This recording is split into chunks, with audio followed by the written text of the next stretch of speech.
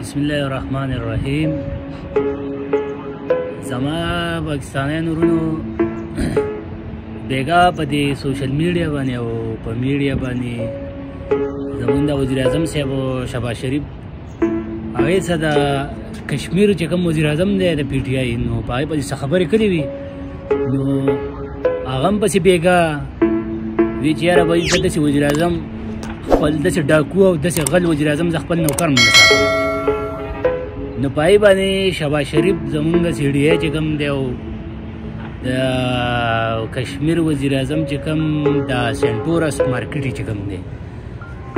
هغه یې پې بیرته سیل کړو او بند یې کړو. نو اندازه داسې ده چې په دې کې چې دا اور کوم لګېدلی او دا دې شهباز شریف ته یې لګولی او دغه کشمیر وزیر اعظم د مارکیټ ته نقصان رسولو. خو زه په دې کې هم خبره دا کوم چې زمونږ د پاکستانیانو د اوسه پورې 75 سال وشو موږ مقبوضه کشمیر نشو ازادولی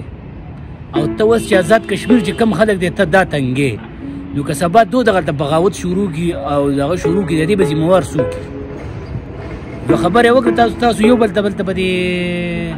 په دې پاکستان کې چې دا کم پالیټیشن دی یو بل ته را کنځل او ردې بدې وایي تاسو اوسه پورې یو بل څه مارکیټونه دغه بند کړي دي چې ته دغه مارکیټ بندې او دغه کې چیلنج کوې چې یاره به ستا کاروبار ته ولا دغه وروره دغه د سیاسي خبرې دي په سیاسي کې دغه کې ولا جواب ورکړه د هغې د مارکیټ د بندولو سره ستاسې کار دی هغه د بزنس د بندولو سره ستاسې کار دی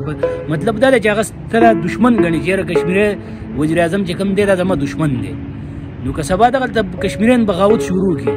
د دې به څوک ذمهوار ته مقبوضه کشمیر نه شي ایستلی نو د آزاد کشمیر نه ته مسله شروع کړي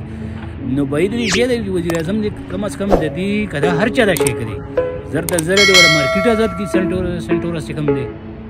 او دا کم سپیم چې ساتلی دی عطاالله تاړلی کم یو دی دا د دې حکومت د عهدې له لرې کوي داسې بدتمیز او بد اخلاقه کس په دغه کې نه چلېږي داسې کار دی چې دغه د راځي او د دغه له جواب ورکوي د کشمیر وزیر اعظم له جواب ورکوي نو داسې سپو ته زر تر زره پټې واچوئ ځکه چې دا ستاسو کار دی نه داسې که دم د دې کشمیرو ته بغاوت شروع کړه آزاد کشمیر نو بیا به یې ډوله رامنې نه کوي تاسو بنګلادیش نه شو رامنې کولی اوس په دا کشمیر به بیا سره رامنې کوي بنګلادیش له په صد دقیقې جوړ کړي لاړو نه منلو نه منلو چې لاړو یو بل ته کنځلې ردې بدې کولې چې لاړو دا پرې چې اوس کشمیر دغه مایز دی څه په زورونو چې دغه ته کنځلې ردې بدې شروع کړي او دغه شان دي نو بیا به څه کوو نو دغه د ما یو څو خبرې والسلام.